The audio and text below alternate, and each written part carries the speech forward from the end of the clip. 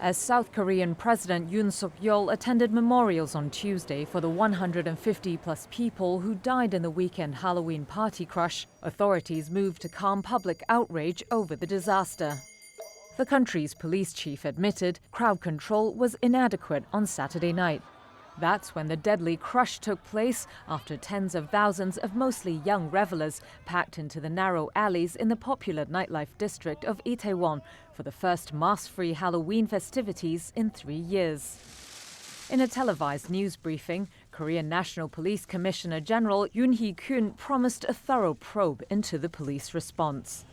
Police dispatched just 137 officers to the area, despite estimating as many as 100,000 people would gather that night. We will conduct intensive investigations quickly and seriously without exception. We will make it especially clear whether police responded correctly to the emergency calls.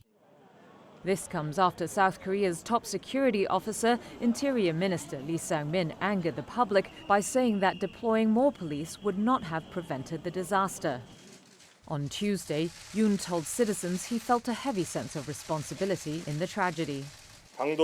Through this incident, I feel deeply responsible for public safety, and we will do our best to make sure such a tragedy as this does not occur again.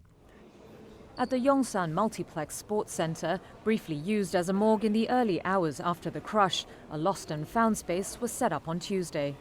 Some 800 items of clothing and belongings left by victims and survivors are laid out for visitors to sift through.